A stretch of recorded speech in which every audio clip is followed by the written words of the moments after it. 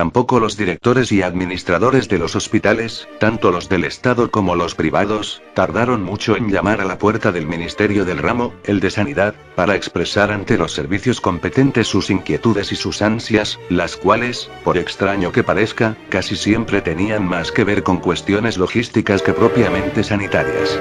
Afirmaban que el corriente proceso rotativo de enfermos entrados, enfermos curados y enfermos muertos había sufrido, por decirlo así, un cortocircuito o, si queremos hablar con términos menos técnicos, un embotellamiento como el de los coches, y cuya causa radicaba en la permanencia indefinida de un número cada vez mayor de internados que, por la gravedad de sus enfermedades o de los accidentes de que fueron víctimas, ya habrían pasado, en circunstancias normales, a otra vida.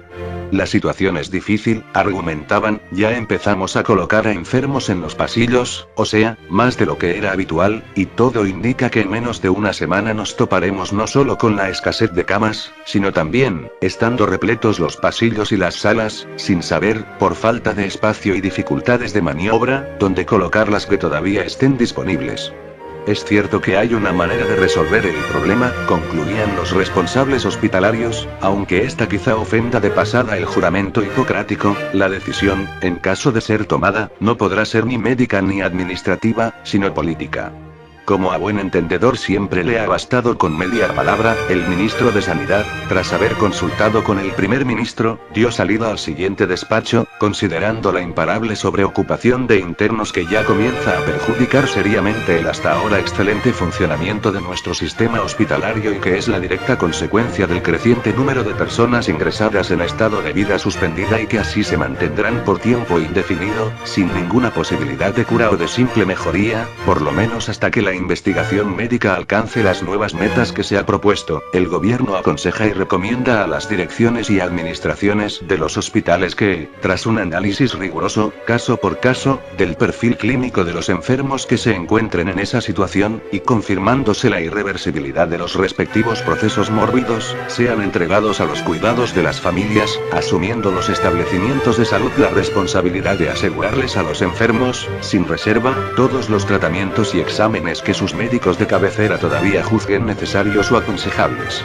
Se fundamenta esta decisión del gobierno en una premisa fácil y admisible por todas las personas, la de que a un paciente en tal estado, permanentemente al borde de un fallecimiento que permanentemente le viene siendo negado, deberá serle poco menos que indiferente, incluso en algún momento de lucidez, el lugar donde se encuentre, ya sea en el seno cariñoso de su familia o en la congestionada sala de un hospital, puesto que ni aquí ni allí conseguirá morir, como tampoco allí ni aquí podrá recuperar la salud. El gobierno quiere aprovechar esta oportunidad para informar a la población de que prosiguen a ritmo acelerado los trabajos de investigación que, así lo espera y confía, nos conducirán a un conocimiento satisfactorio de las causas, hasta este momento todavía misteriosas, de la súbita desaparición de la muerte. Igualmente informa que una nutrida comisión interdisciplinaria, incluyendo representantes de las diversas religiones en vigor y filósofos de las diversas escuelas en actividad, que en estos asuntos siempre tienen una palabra que decir, está encargada de la delicada tarea de reflexionar sobre lo que será un futuro sin muerte, al mismo tiempo que intentará elaborar una previsión plausible de los nuevos problemas que la sociedad tendrá que encarar, el principal de los cuales algunos han resumido en esta cruel pregunta: ¿qué vamos a hacer con los viejos, si ya no está ahí la muerte para cortarles el exceso de veleidades macrobias? Los hogares para la tercera y cuarta edad, esas benefactoras instituciones creadas en atención a la tranquilidad de las familias que no tienen tiempo ni paciencia para limpiar los mocos, atender los esfínteres fatigados y levantarse de noche para poner la vacinilla, tampoco tardarán, tal como ya lo habían hecho los hospitales y las funerarias, en dar con la cabeza en el muro de las lamentaciones. Haciendo justicia a quien se debe, tenemos que reconocer que la incertidumbre en que se encuentran divididos, es decir, continuar o no continuar recibiendo huéspedes, era una de las más angustiantes que podrían desafiar los esfuerzos equitativos y el talento planificador de cualquier gestor de recursos humanos. Principalmente porque el resultado final, y esto es lo que caracteriza los auténticos dilemas, siempre iba a ser el mismo. habituados hasta ahora, tal como sus quejosos colegas de la inyección intravenosa y de la corona de flores con cinta morada, a la seguridad resultante de la continua e imparable rotación de vidas y muertes, unas que venían entrando, otras que iban saliendo. Los hogares de la tercera y cuarta edad no querían ni pensar en un futuro de trabajo en que los objetos de sus cuidados no mudarían nunca de cara y de cuerpo, salvo para exhibirlos más lamentables cada día que pasase, más decadentes, más tristemente descompuestos, el rostro encogido, arruga tras arruga, igual que una pasa de uva, los miembros trémulos y dubitativos, como un barco que inútilmente anduviese en busca de la brújula que había caído en el mar. Un nuevo huésped siempre era motivo de regocijo para los hogares del feliz ocaso. Tenía un nombre que iba a ser necesario retener en la memoria, hábitos propios traídos del mundo exterior, manías que eran solo suyas, como un cierto funcionario retirado que todos los días tenía que lavar a fondo el cepillo de dientes porque no soportaba ver restos de pasta dentífrica, o aquella anciana que dibujaba árboles genealógicos de su familia y nunca acertaba con los nombres que deberían colgar de las ramas.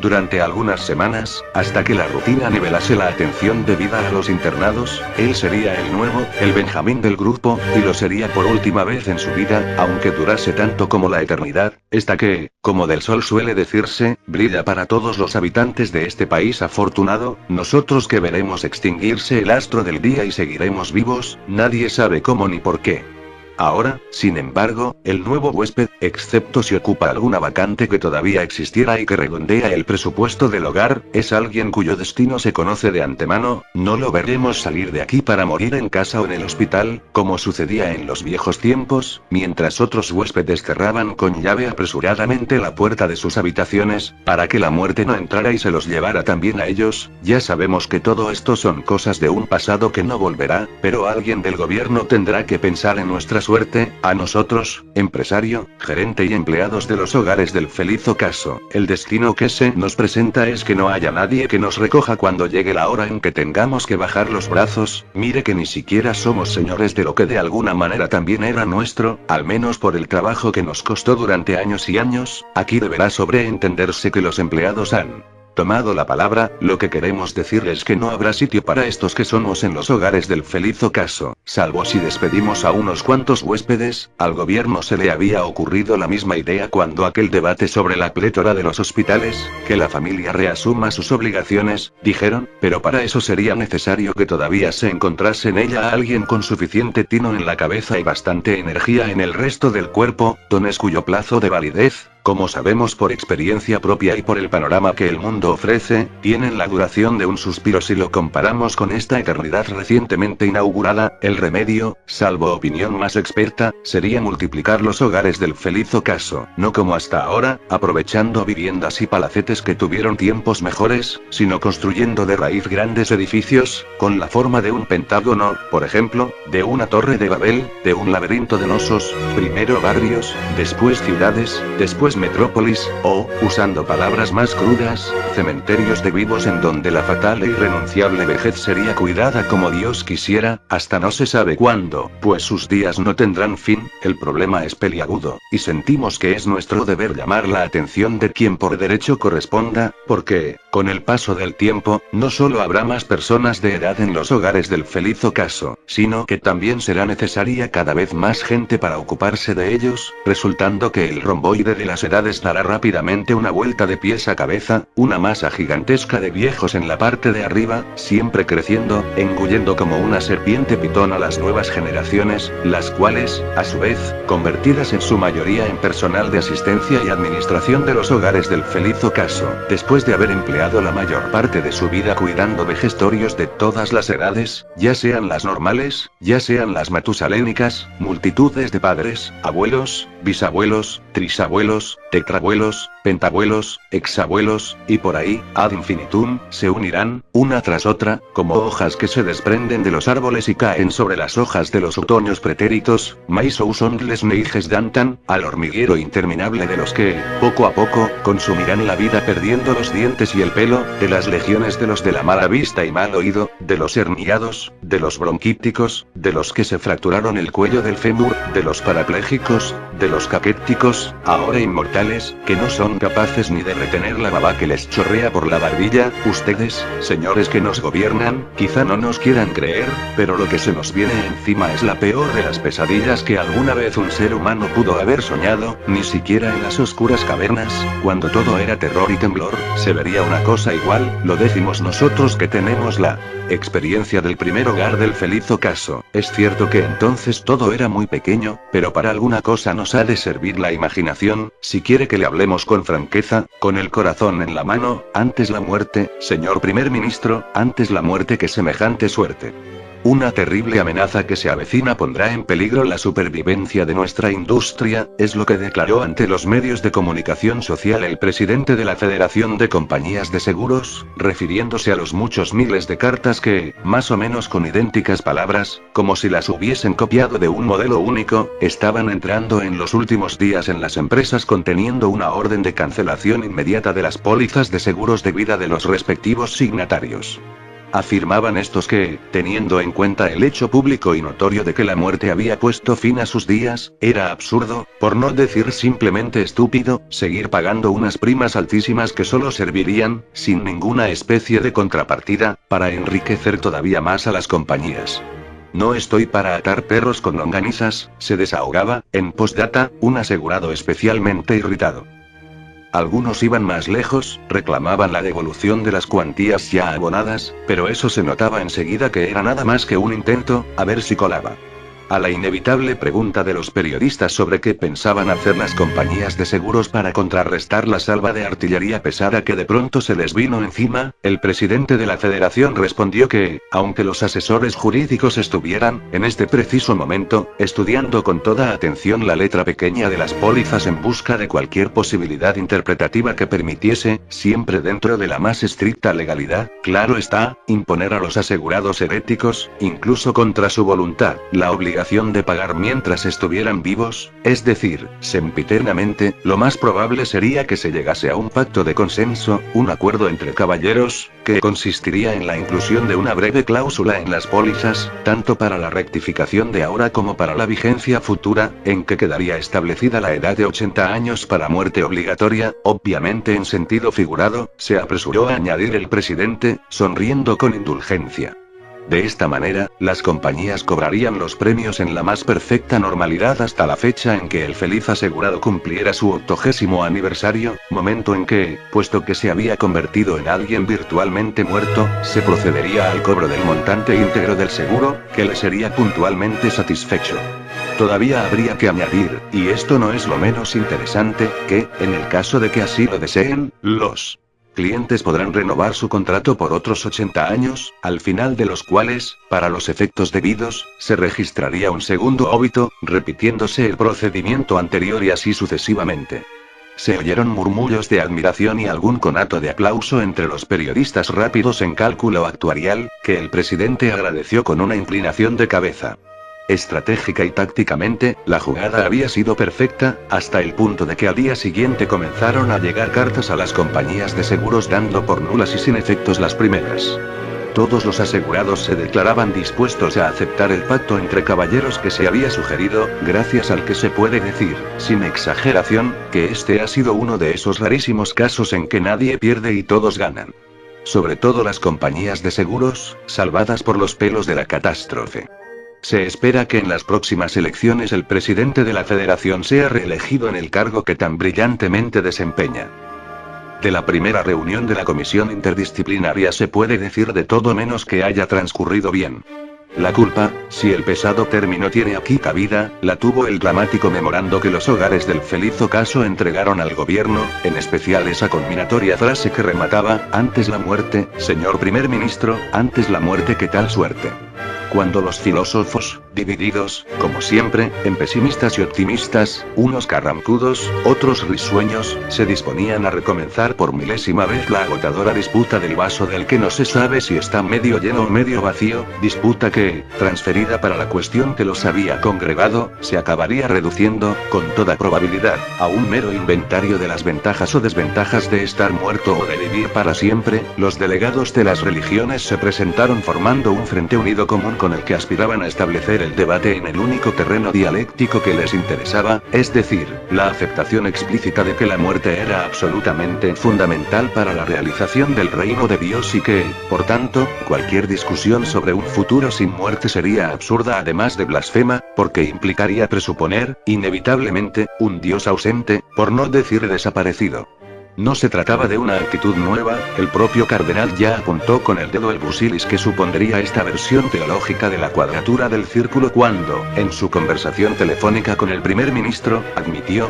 bien es verdad que con palabras mucho menos claras, que si se acabara la muerte no podría haber resurrección, y que sin resurrección no tendría sentido que hubiera iglesia. Así pues, siendo este, pública y notoriamente, el único instrumento de labor de que Dios parece disponer en la tierra para labrar los caminos que deberán conducir a su reino, la conclusión obvia e irrebatible es que toda la historia santa termina inevitablemente en un callejón sin salida. Este ácido argumento salió de la boca del filósofo pesimista de más edad, que no contento añadió a continuación, las religiones, todas, por más vueltas que le demos, no tienen otra justificación para existir que no sea la muerte, la necesitan como pan para la boca. Los delegados de las religiones no se tomaron la molestia de protestar. Al contrario, uno de ellos, reputado integrante del sector católico, dijo, tiene razón, señor filósofo, justo para eso existimos, para que las personas se pasen toda la vida con el miedo colgado al cuello y, cuando les llegue su hora, acojan la muerte como una liberación, el paraíso o infierno, o cosa ninguna, lo que pase después de la muerte nos importa mucho menos de lo que generalmente se cree, la religión, señor filósofo, es un asunto de la tierra, no tiene nada que ver con el cielo, no es eso lo que nos han habituado a oír, algo tendríamos que decir para hacer atractiva la mercancía, eso quiere decir que en realidad no creen en la vida eterna, hacemos como que sí. Durante un minuto no habló nadie. El mayor de los pesimistas dejó que una vaga y suave sonrisa apareciera en su cara, con el aire de quien acaba de ver coronado de éxito un difícil experimento de laboratorio.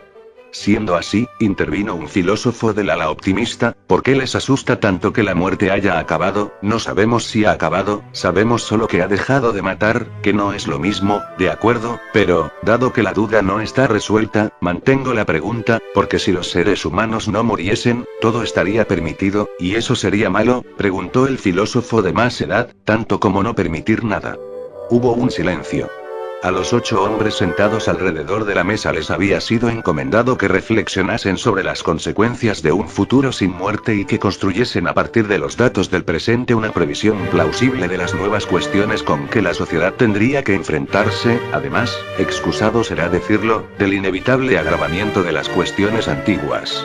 Mejor sería no hacer nada, dijo uno de los filósofos optimistas, los problemas del futuro, el futuro los resolverá, lo malo es que el futuro es ya hoy, dijo uno de los pesimistas, tenemos aquí, entre otros, los memorandos elaborados por los llamados hogares del feliz ocaso, por los hospitales, por las agencias funerarias, por las compañías de seguros, y salvo el caso de estas, que siempre encuentran la manera de sacar provecho de cualquier situación, hay que reconocer que las perspectivas no se limitan a ser sombrías, son catastróficas, terribles, exceden en peligros a todo lo que la más delirante imaginación pueda concebir, sin ánimo de ser irónico, que en las actuales circunstancias sería de pésimo gusto, observó un integrante no menos reputado del sector protestante, me parece que esta comisión ya nació muerta, los hogares del feliz ocaso tienen razón, antes la muerte que tal suerte, dijo el portavoz de los católicos, ¿qué piensan hacer?, preguntó el pesimista de más edad, aparte de proponer la extinción inmediata de la comisión, como parece que ustedes desean, por nuestra parte, Iglesia Católica, apostólica y romana, organizaremos una campaña nacional de oraciones para rogar a Dios que providencie el regreso de la muerte lo más rápidamente posible a fin de ahorrarle a la pobre humanidad los peores horrores. ¿Dios tiene autoridad sobre la muerte?, preguntó uno de los optimistas, son las dos caras de la misma moneda, a un lado el rey, al otro la corona, siendo así, tal vez la muerte se haya retirado por orden de Dios, en su tiempo conoceremos los motivos de esta aprobación, mientras tanto vamos a poner los rosarios ponemos a trabajar, nosotros haremos lo mismo, me refiero a las oraciones, claro, no a los rosarios, sonrió el protestante, y también sacaremos procesiones a las calles de todo el país pidiendo la muerte, de la misma manera que lo hicimos ad petendam pluviam, para pedir la lluvia, tradujo el católico, a tanto no llegaremos nosotros, esas procesiones no forman parte de las manías que cultivamos, volvió a sonreír el protestante. ¿Y nosotros?, preguntó uno de los filósofos optimistas con un tono que parecía anunciar su próximo ingreso en las filas contrarias. ¿Qué vamos a hacer a partir de ahora, cuando parece que todas las puertas se han cerrado? Para empezar, levantar la sesión, respondió el de más edad, y luego, seguir filosofando, ya que nacimos para esto, y aunque sea sobre el vacío, ¿para qué? No sé, entonces, ¿por qué? Porque la filosofía necesita tanto de la muerte como las religiones. Si filosofamos es porque sabemos que moriremos. Monsieur de Montaigne ya dijo que filosofar es aprender a morir. Incluso no siendo filósofos, al menos en el sentido más común del término, algunos habían conseguido aprender el camino. Paradójicamente, no tanto a aprender a morir ellos mismos, porque todavía no les había llegado el tiempo, sino a engañar la muerte de otros, ayudándola. El expediente utilizado, como no tardará en verse, fue una nueva manifestación de la inagotable capacidad inventiva de la especie humana. En una aldea cualquiera, a pocos kilómetros de la frontera con uno de sus países limítrofes, vivía una familia de campesinos pobres que tenía, por mal de sus pecados, no un pariente, sino dos, en estado de vida suspendida o, como se prefería decir, de muerte parada. Uno de ellos era un abuelo de esos a la antigua usanza, un patriarca de carácter duro que la enfermedad había reducido a un mísero guiñapo, aunque no le hizo perder por completo el sentido del habla. El otro era una criatura de pocos meses para la que no hubo tiempo de enseñar ni la palabra vida ni la palabra muerte y ante quien la muerte real se negaba a mostrarse. No morían, no estaban vivos, el médico rural que los visitaba una vez por semana decía que ya nada podía hacer por ellos ni contra ellos, ni siquiera inyectarles, a uno y a otro, una buena droga letal, de esas que no hace mucho tiempo hubieran sido la solución radical para cualquier problema. Como mucho, tal vez pudiera empujarlos un paso hacia donde se supone que la muerte se encuentra, pero sería en vano, inútil, porque en ese preciso instante, inalcanzable como antes, ella daría otro paso y mantendría la distancia. La familia fue a pedirle ayuda al cura, que oyó, levantó los ojos al cielo y no tuvo otra palabra para responder sino que todos estamos en manos de Dios y que la misericordia divina es infinita. Pues sí, infinita será, pero no lo suficiente para ayudar a nuestro padre y abuelo a morir en paz ni para salvar a un pobre inocente que no le ha hecho nada malo al mundo. En esto estábamos, ni para adelante, ni para atrás, sin remedio, sin esperanza, cuando el viejo habló. Que se acerque alguien, dijo. ¿Quiere agua?, preguntó una de las hijas. No quiero agua, quiero morir. Ya sabe que el médico dice que no es posible. Padre, recuerde que la muerte se está terminando. El médico no entiende nada. Desde que el mundo es mundo siempre ha habido una hora y un lugar para morir. Ahora no, ahora sí. Tranquilícese, padre, que le sube la fiebre. No tengo fiebre, y aunque la tuviera, daría lo mismo, así que óyeme con atención. Le estoy oyendo, acércate más, antes de que se me quiebre la voz, diga. El viejo musitó algunas palabras al oído de la hija. Ella negaba con la cabeza, pero él insistía e insistía. Esto no va a resolver nada, padre, balbuceó ella estupefacta, pálida de miedo. No resolverá, y si no se resuelve, no perdemos nada por intentarlo, y si no se resuelve, es fácil, me traen de vuelta a casa, y el niño viene también. Si me quedo allí, se quedará conmigo.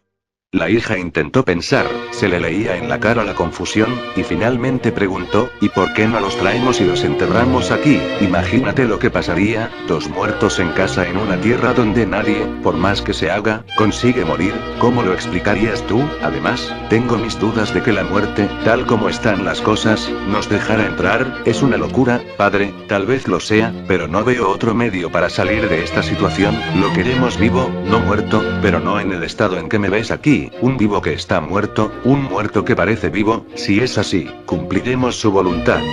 La hija le besó la frente y salió a llorar.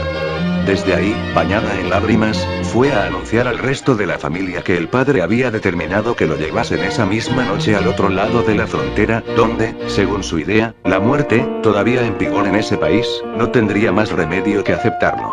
La noticia se recibió con un sentimiento complejo de orgullo y resignación, orgullo porque no se ve todos los días a un anciano ofrecerse así, con su propio pie, a la muerte que le huye, resignación porque perdido uno, perdido 100, ¿qué le vamos a hacer? Contra lo que tiene que suceder toda la fuerza sobra. Como está escrito que no se puede tener todo en la vida, el valeroso viejo dejará en su lugar nada más que una familia pobre y honesta que no se olvidará de honrar su memoria.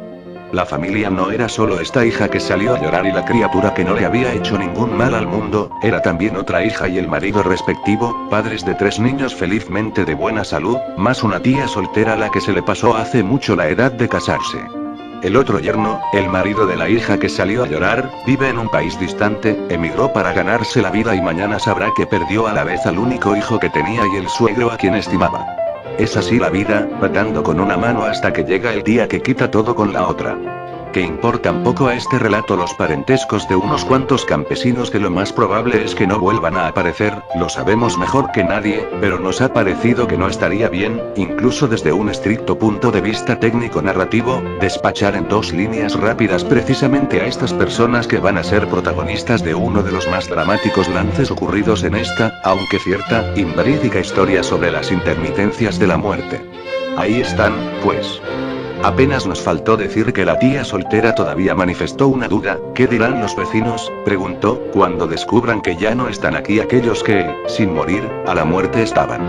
En general la tía soltera no habla de una manera tan preciosista, tan rebuscada, y si lo ha hecho ahora era para no estallar en lágrimas, que así sucedería si hubiese pronunciado el nombre del niño que no le había hecho ningún mal al mundo y las palabras mi hermano. Le respondió el padre de los otros 3 niños, les decimos simplemente lo que pasó y esperamos las consecuencias, al menos seremos acusados de hacer entierros clandestinos, fuera del cementerio y sin conocimiento de las autoridades, y para colmo en otro país, ojalá que no se comience ninguna guerra por esto, dijo la tía. Era casi medianoche cuando salieron camino de la frontera. Como si sospechara que algo extraño estaba tramándose, la aldea había tardado más de lo habitual en recogerse entre las sábanas. Por fin el silencio tomó a su cargo las calles y las luces de las casas se fueron apagando una a una. La mula fue enganchada al carromato, después, con mucho esfuerzo, pese a lo poco que pesaba, el yerno y las 2 hijas bajaron al abuelo, lo tranquilizaron cuando él, con voz apagada, preguntó si llevaban la pala y la azada. Si las llevamos, quédese tranquilo, y luego subió la madre del niño, lo tomó en brazos, dijo, adiós mi hijo que no te volveré a ver, y esto no era verdad, porque ella también iría en el carromato con la hermana y el cuñado, puesto que 3 no serían demasiado para la tarea. La tía soltera no quiso despedirse de los viajeros que no regresarían y se encerró en el cuarto con los sobrinos. Como los aros metálicos de las ruedas del carromato causarían estrépito en el irregular empedrado de la calle, con grave riesgo de que fueran apareciendo en las ventanas los habitantes curiosos de saber a dónde irían los vecinos a esa hora, dieron un rodeo por caminos de tierra hasta que llegaron finalmente a la carretera, fuera de la aldea. No estaban muy lejos de la frontera, pero lo malo era que la carretera no los llevaba hasta ella, en cierto punto tendrían que dejarla y continuar por atajos por los que el carromato apenas cabría, eso sin hablar de que el último tramo deberían hacerlo a pie, abriéndose paso entre matorrales, cargando con el abuelo Dios sabe cómo. Afortunadamente el yerno conoce bien estos parajes porque, aparte de habérselos pateado como cazador, también, alguna que otra vez, había ejercido de contrabandista aficionado. Tardaron casi 2 horas en llegar al punto donde tendrían que dejar el carromato, y ahí fue cuando se le ocurrió al yerno llevar al abuelo sobre la mula, confiando en la firmeza de los jarretes del animal. Desengancharon la bestia, la aliviaron de los arreos superfluos y, con mucho esfuerzo, trataron de izar al viejo. Las 2 mujeres lloraban, ay mi querido padre,